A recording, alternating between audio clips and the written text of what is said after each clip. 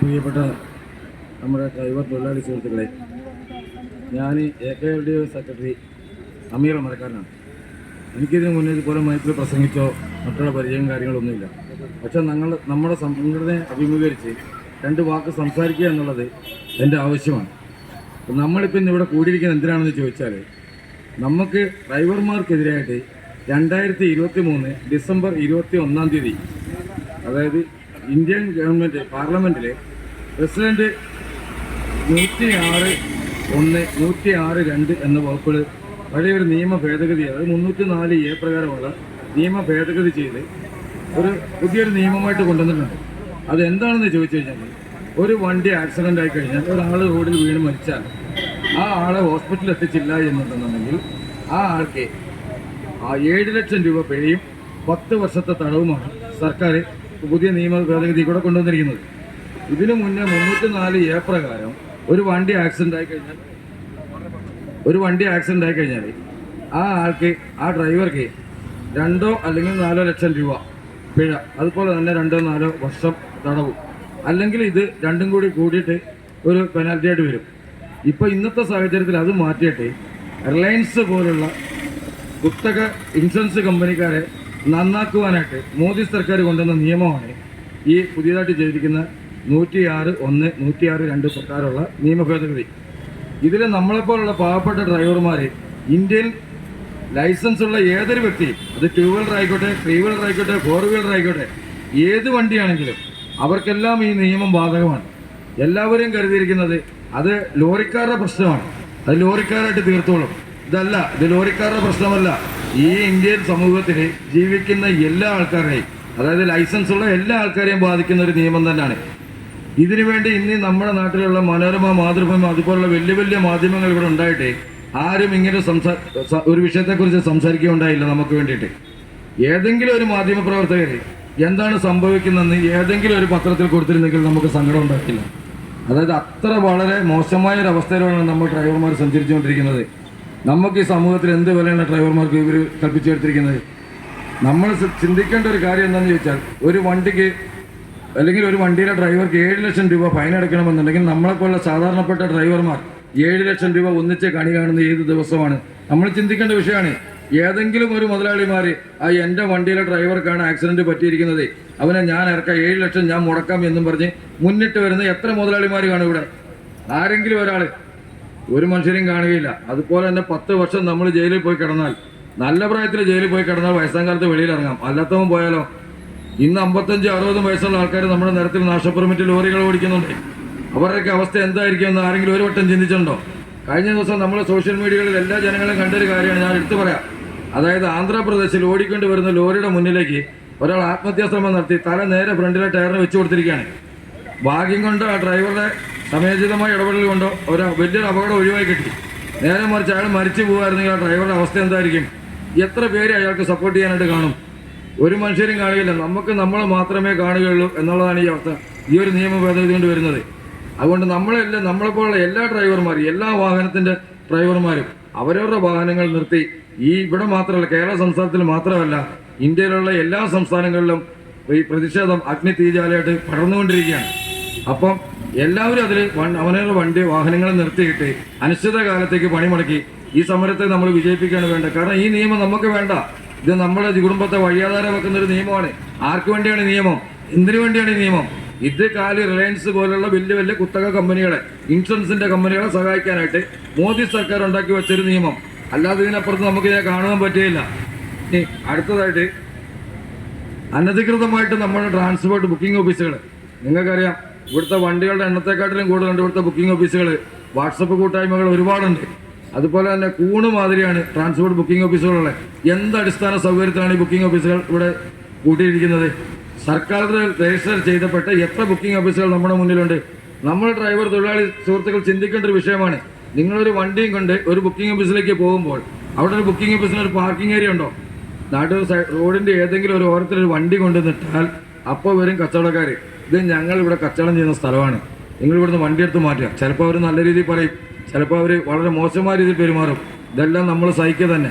ഇനി ഇവർ വന്നില്ലെങ്കിൽ തന്നെ കാക്കിയിട്ട കുറച്ച് മേലാളന്മാരുണ്ട്, നമ്മളെ തെരഞ്ഞു പിടിച്ച് നമ്മൾ എന്തോ ലക്ഷക്കണക്കിന് നമ്മൾ കൊണ്ടുവരുന്ന മാതിരിയാണ് അവരുടെ വട്ടും പാവും. വന്ന ഉടനെ നിന്റെ ലൈസൻസ് എടുത്തിട്ട് പണി, എന്താണ് ഇവിടെ വണ്ടി നിർത്തിയിട്ടിരിക്കുന്നത്? ഈ ഒരു ചോദ്യമല്ല അവർ ചോദിക്കുന്നത്. അല്ലാതെ എന്താ സഹോദരൻ നിങ്ങൾ വണ്ടി ഇവിടെ നിർത്തിയിട്ടിരിക്കുന്നത് ചോദിക്കാറുണ്ടോ? ഇല്ല.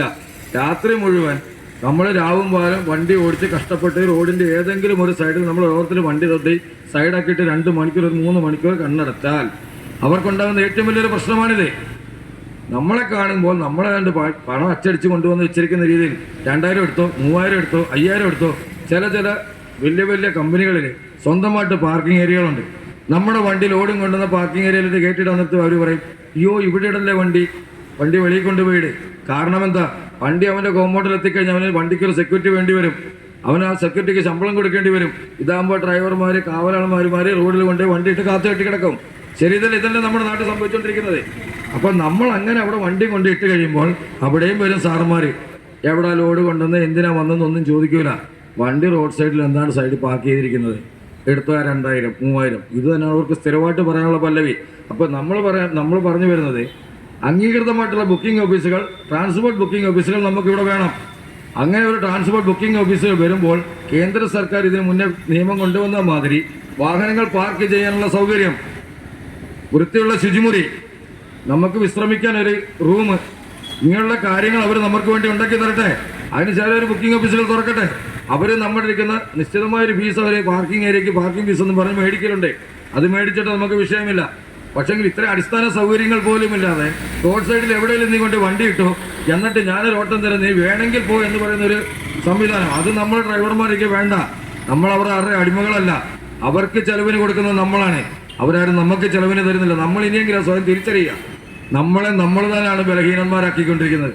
ആ ഒരു പ്രക്രിയ മാറ്റിയെടുക്കുകയാണ് നമ്മൾ വേണ്ടത്. അതുപോലെ തന്നെ ട്രാൻസ്പോർട്ട് ബുക്കിംഗ് ഓഫീസിൽ ഒരു വണ്ടിക്ക് ഒരു 10,000 രൂപ വാടകയാണെന്നുണ്ടെങ്കിൽ ആ ബുക്കിംഗ് ഓഫീസിൽ ചില ആൾക്കാർ 500 രൂപ അതിൻ്റെ കമ്മീഷൻ മേടിക്കും, ചിലർ 300 മേടിക്കും, ചിലർ 1000 മേടിക്കും. 1000 മേടിക്കുന്നതിന് ഓമന പേരിടും. അത് ക്രോസിംഗ് ആണ്. എന്താണ് ഈ ക്രോസിങ്? നമ്മൾ എടുത്ത് കൊണ്ടുപോയി ഒരു മുതലെടുക്കാൻ ചെല്ലുമ്പോൾ അവിടുന്ന് ഒരു മുതലാളി ഒരു വണ്ടിക്ക് ഒരു വാടക വെച്ചിട്ടുണ്ട്, ഒരു ഫിക്സഡ് ഒരു വാടക വെച്ചിട്ടുണ്ട്. നിസ്സാരം നമ്മൾ എറണാകുളത്തിന് പുറത്തുനിന്ന് ലോഡ് എടുത്ത് വരികയാണെങ്കിൽ ഒരു 15,000 രൂപ വാടക ഉണ്ടെന്നുണ്ടെങ്കിൽ അത് ബ്രോക്കറോട് സംസാരിച്ച് 15,000 രൂപ ഞാൻ കൊടുത്തേക്കാം, ആ വണ്ടി വരട്ടെ, അതിന് ഞാൻ 15,000 കൊടുത്തേക്കാം എന്ന് പറഞ്ഞാൽ ബ്രോക്കർ ഉടൻ വണ്ടിക്കാരെ വിളിക്കുകയായി. 14,000 രൂപയ്ക്ക് എറണാകുളത്തേക്ക് ഒരു വണ്ടി പോകാൻ ഒരു ലോഡുണ്ട്, വണ്ടി പോകാൻ തയ്യാറുണ്ടോ? ഒരാൾ പറയും അത് 14,000 വാടക കുറവാണ്. ഇപ്പൊ അടുത്ത് നിൽക്കുന്ന ഡ്രൈവർ സഹോദരൻ ഉടനെ കണ്ണടച്ചിട്ട് പറയുകയാണ് 12,000 ഞാൻ പോയിക്കോളാം. ഇങ്ങനെ സംസാരിച്ച് അത് ലാസ്റ്റ് ഒരു 10,000-15,000 രൂപ ആകുമ്പോഴത്തേക്കിന് ആ ഡ്രൈവർ വണ്ടി എടുത്ത് ലാസ്റ്റ് പറയുന്ന ഡ്രൈവർ വണ്ടി എടുത്ത് പോവുകയായി. ഇതിൽ നിന്ന് വരുന്ന ഈ ബാക്കിയുള്ള പൈസകൾ കംപ്ലീറ്റ് ആ ട്രാൻസ്പോർട്ടറുടെ പോക്കറ്റിലാണ്. ഇതല്ലാത്ത വേറൊരു ഇടനില ചൂഷണക്കാരുണ്ട്, ഡ്രൈവർ കം ബ്രോക്കർമാരെന്ന് പറയും. അവരെ ഒരു വാട്സപ്പ് ഗ്രൂപ്പിൽ ഒരു ലോഡ് കണ്ടാൽ, ഇപ്പോൾ 15,000 രൂപ വാടക ലോഡ് കണ്ടാൽ അവരുടൻ തന്നെ അതിൽ നിന്ന് 1,000 കട്ട് ചെയ്തിട്ട് അടുത്ത ഗ്രൂപ്പിൽ കൊണ്ട് അവൻ്റെ പേരിലിടുകയാണ് ലോഡ്. 14,000 രൂപയ്ക്ക് ലോഡുണ്ട്. പുതിയതായിട്ട് വരുന്ന ഡ്രൈവർ സുഹൃത്തുക്കൾ കാറോ ജീപ്പോ ബസ്സോ ഓടിച്ചിട്ട് വരുന്ന ആൾക്കാർ, നാഷണൽ പെർമിറ്റിൽ പോയി പരിചയമില്ലാത്ത ആൾക്കാർക്ക് ഒരു സ്ഥലത്തേക്ക് എത്ര കിലോമീറ്റർ ഉണ്ട്, അതിനെന്ത് വാടകയുണ്ട്, അതിനെന്ത് കയറ്റുകൂലിയുണ്ട്, എന്ത് ഇറക്കുകൂലിയുണ്ട്, ഇതൊന്നും അറിയാതെ ആ പാവങ്ങൾ ആ ലോഡെടുത്ത് പോകും. വൈകിട്ട് വണ്ടി അവിടെ ഓടി കൊണ്ടുപോയി നിർത്തി കണക്കും കാര്യങ്ങളൊക്കെ കൂട്ടി വരുമ്പോൾ പാവപ്പെട്ട മുതലാളിയുടെ കീശ ചോരും. ഡ്രൈവർക്ക് 10 വണ്ടിയുടെ ഡീസലും ഒരു ദിവസത്തെ ചിലവുകളെല്ലാം കൂടെ കണക്ക് കൂട്ടി കഴിയുമ്പോൾ മുതലാളി ഡ്രൈവർക്ക് പൈസ കൊടുക്കാനായിരിക്കും ഉണ്ടായിരിക്കുക. ഇങ്ങനെ ഈ മുന്നോട്ടുള്ള പോക്കിൽ എത്ര ലോറികൾ നമ്മുടെ കേരള നിരത്തിൽ കാണും എന്നുള്ളത് നമ്മൾ കണ്ടറിയേണ്ടിയിരിക്കുന്നു. ഇത് നമ്മൾ ഡ്രൈവർമാരുടെ വിഷമം മാത്രമല്ല ഇക്കാര്യത്തിൽ പറയുന്നത്, മുതലാളിമാർക്കുണ്ടാകുന്ന വിഷമം കൂടിയാണ്. പക്ഷെങ്കിൽ ഇങ്ങനെ ഒരു കരിനിയമം വന്നപ്പോൾ ഞങ്ങളെ ഹെൽപ്പ് ചെയ്യാനായിട്ട് ഒരു മുതലാളിമാരെയും ഞങ്ങൾ ഈ നിരത്തുകളിൽ കണ്ടില്ല. അവർ പറയുന്നു നിങ്ങൾ ഡ്രൈവർമാരുടെ പ്രശ്നം നിങ്ങൾ തീർക്കുക, ഞങ്ങൾക്ക് ഞങ്ങളുടെ വണ്ടി ഓടാൻ 100 വഴികളുണ്ട്, ഞങ്ങളത് നോക്കിക്കോളാം. ഇതിൽ നിന്നെല്ലാം നമ്മളെതിരാണ്. കാരണം നമുക്ക് മുതലാളിമാർ വേണം, അവരുടെ വണ്ടി ഉണ്ടെങ്കിലേ നമുക്ക് പണിയുള്ളൂ. അതുപോലെ തന്നെ മുതലാളിമാർ ചിന്തിക്കുക, ഡ്രൈവർമാർ നിരത്തിൽ ഇറങ്ങാൻ തയ്യാറുണ്ടെങ്കിൽ മാത്രമേ അവരുടെ വാഹനം റോഡിൽ ഓടുകയുള്ളൂ. ഇത് അവർ ചിന്തിക്കുന്നില്ല. അവർ ചിന്തിക്കേണ്ട വിഷയം തന്നെയാണിത്. അതുപോലെ തന്നെ വണ്ടിയിൽ ഓവർലോഡ് കയറ്റുന്ന കാര്യം.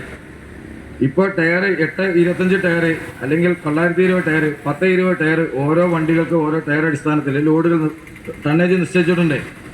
6 ടണ്ണ് 7 ടണ്ണ് ഓടേണ്ട വണ്ടികൾ ഇന്ന് കയറ്റുന്ന ലോഡ് 12, 13, 14 ടണ്ണ് കയറ്റാൻ അവർ തയ്യാറാണ്. അവരുടെ വണ്ടിക്ക് വലിയുണ്ട്, മൈലേജ് ഉണ്ട്, അവർക്ക് മെയിൻ്റനൻസ് കുറവാണ്.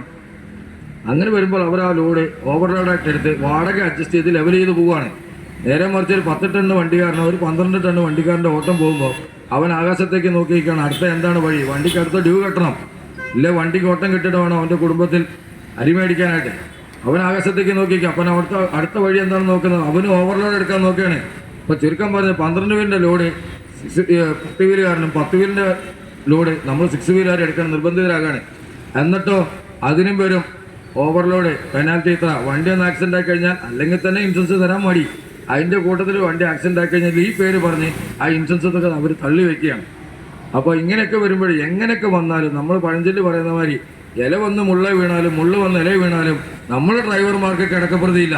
നമ്മൾ എവിടെ ചെന്നാലും നമ്മൾ തെരുവിൻ്റെ മക്കളാണ്, നമുക്കിതിൽ നിന്ന് യാതൊരു മോചനമില്ല. കഴിഞ്ഞൊരു ദിവസം നമ്മുടെ ഗോവയിൽ നിന്ന് ലോഡ് എടുത്തുകൊണ്ടൊരു വണ്ടി വരികയുണ്ടായി. കേന്ദ്ര സർക്കാരിൻ്റെ ലിക്കർ എടുത്തുകൊണ്ട് വന്ന വണ്ടി കടവന്ത്രയിൽ ഗോഡൗണിൽ വന്നു. അവിടുത്തെ ഒരു ബഹുമാനപ്പെട്ട ഉദ്യോഗസ്ഥൻ, ഒരു മലയാളി തന്നെയാണ് അയാൾ അങ്ങനെ പറയാൻ എനിക്ക് തന്നെ ലജ്ജ തോന്നുകയാണ്.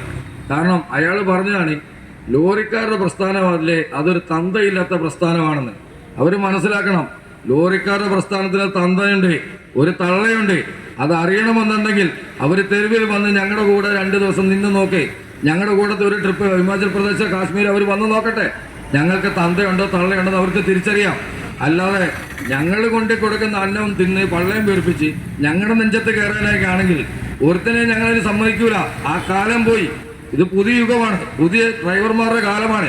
നിങ്ങൾ മനസ്സിലാക്കുക, പണ്ട് മറ്റുള്ള മുതലാളിമാരുടെ മുന്നിൽ അടിയാളന്മാരായിട്ട് ഓംബ്ര എന്ന് വെച്ച് നിൽക്കുന്ന ഡ്രൈവർമാരുടെ കാലം കഴിഞ്ഞു. ഇത് ഞങ്ങൾ പുതിയ ജനങ്ങൾ വരുന്നുണ്ട്, പുതിയ ഡ്രൈവർമാർ വരുന്നുണ്ട്. ഞങ്ങൾക്ക് കിട്ടാനുള്ള അവകാശങ്ങൾ ഞങ്ങൾ ചോദിച്ച് തന്നെ വാങ്ങും. അതിന് ഞങ്ങൾക്ക് ഒരു ട്രേഡ് യൂണിയനിൽ സഹായ സംഘടന ഞങ്ങൾക്ക് ആവശ്യമില്ല. ഞങ്ങൾക്കത് മേടിക്കാനുള്ള കഴിവുണ്ട്. ഞങ്ങളതിന് ശക്തമായ രീതിയിൽ പ്രതിഷേധിക്കും. നിങ്ങളറിയുക, നിങ്ങൾക്ക് കൊണ്ടുവരുന്ന ഓരോ ഭക്ഷ്യധാന്യങ്ങളും ഞങ്ങളുടെ വിയർപ്പോടെ കടന്നിട്ടുള്ളതാണ്. നാട്ടിൽ കൃഷിക്കാർ സാധനങ്ങൾ ഉണ്ടാക്കുന്നുണ്ടെങ്കിൽ അത് ഓരോരുത്തരുടെ വീട്ടുമുറ്റത്ത് എത്തിക്കേണ്ട ചുമതല ഞങ്ങൾ ഡ്രൈവർമാരുടേതാണ്. ഞങ്ങളെ ഡ്രൈവർമാർ കേവലം ഒരു തെരുവ് നായ്ക്കൾ മാത്രമായിട്ട് നിങ്ങൾ കണക്കാക്കേണ്ട.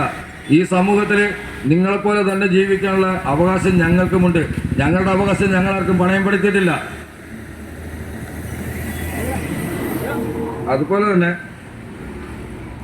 വണ്ടിയിലെ കയറ്റുകൂലി ഇറക്കുകൂലി, നിങ്ങളൊരു കാര്യം മനസ്സിലാക്കുക, ഈ നാട്ടിലെ ഏതൊരു കടക്കിൽ സാധനങ്ങൾ കൊണ്ടുവന്നാലും അവിടുന്ന് കയറ്റുന്ന കമ്പനി ആരാണോ അവനാണ് അതിന് ഉത്തരവാദി, അവനാണ് അതിന് പൈസ കൊടുക്കേണ്ട. കയറ്റുകൂലി ഏത് കമ്പനിയിൽ നിന്ന് കയറ്റുന്നോ അവൻ കൊടുക്കണം.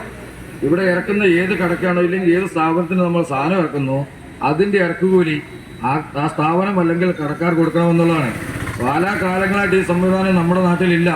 സർക്കാരിൻ്റെ നിയമത്തിൽ പറയുന്നുണ്ട് അത് അവരവർ തന്നെ ചെയ്യണം. പക്ഷേ ഇന്നും കൊടുക്കുന്നത് ഓരോ വണ്ടിക്കാരും അല്ലെങ്കിൽ ആ വണ്ടിയുടെ മുതലാളിമാരാണ് പൈസ ഉണ്ടാക്കുന്നത്. അത് തന്നെ നല്ലൊരു തുക വരുന്നുണ്ട്. ഈ കഴിഞ്ഞ കാലത്ത് ഇവിടുന്ന് ഫ്ലൈറ്റ് കെട്ടി ബോംബെക്ക് പോയൊരു വണ്ടി ഇറക്കുകൂലിയെ ചൊല്ലിയൊരു പ്രശ്നമുണ്ടായി. ഇവിടുന്ന് ബ്രോക്കർ പറഞ്ഞ് ഇറക്കുകൂലിയല്ല അവിടെ ചെന്നപ്പോൾ അദ്ദേഹത്തിനോട് ചോദിച്ചത്. ചോദിച്ച് അങ്ങോട്ടും ഇങ്ങോട്ടും സംസാരമായി. ആ ഡ്രൈവറുടെ തല തല്ലി പൊട്ടിച്ചു. അത് ചോദിക്കാനായിട്ട് ഈ പറയുന്ന ഒരു രാഷ്ട്രീയ സംഘടനകളെ ഞാൻ കണ്ടില്ല. BMS ഉണ്ട്, AITC ഉണ്ട്, CAT ഉണ്ട്, അങ്ങനെ ഒരുപാട് സംഘടനകൾ നമ്മുടെ നാട്ടിലുണ്ട്. ഊണ് മാതിരി. ഇന്നലെ ഒരു സഹോദരൻ പറയുകയുണ്ടായി, AITC എന്ന് പറയുന്ന ഒരു സംഘടന ഞങ്ങൾ കണ്ണൂർ ഇതുപോലെ സമരം പ്രഖ്യാപിച്ചിട്ടുണ്ട്, നിങ്ങളൊരു കൊടക്കീഴിലല്ല, നിങ്ങൾക്കൊരു പതാകയുടെ തണലില്ല എന്ന് പറയുകയുണ്ടായി. ഞങ്ങൾക്കൊരു പതാകയുടെയും തണൽ വേണ്ട സഹോദര. ഞങ്ങൾ അധ്വാനിക്കാൻ തയ്യാറുള്ള മനുഷ്യരാണ്. ഞങ്ങളുടെ അവകാശം ചോദ്യം ചെയ്യാൻ ഞങ്ങൾക്ക് കെൽപ്പുണ്ട്. ഞങ്ങൾക്ക് ഇതിൻ്റെ ആവശ്യമില്ല. ഇതുപോലെ ഓരോരോ പ്രശ്നങ്ങൾ വരുമ്പോൾ ഞങ്ങളിരിക്കുന്ന പുറം തിരിഞ്ഞ് നിൽക്കുന്ന എല്ലാ ആൾക്കാരും മനസ്സിലാക്കുക, പഴയ കാലമല്ല, ഇത് പുതിയ കാലമാണ്. പുതിയ ഡ്രൈവർമാരുടെ കാലമാണ്. ചെക്കന്മാർ അതിലേക്ക് ഇറങ്ങി വരുന്ന കാലമാണ്. അതുകൊണ്ട് ഞങ്ങൾക്ക് ഒന്നേ പറയാനുള്ളൂ, ഞങ്ങളെ വെറുതെ പ്രകോപിതരാക്കാതിരിക്കുക. പ്രകോപിതരാക്കിയാൽ ഞങ്ങളുടെ സമരം ഇങ്ങനെ ആയിരിക്കുകയില്ല. ഇത്രയും പറഞ്ഞുകൊണ്ട് ഞാൻ എൻ്റെ വാക്കുകൾ ചുരുക്കുകയാണ്. നന്ദി, നമസ്കാരം.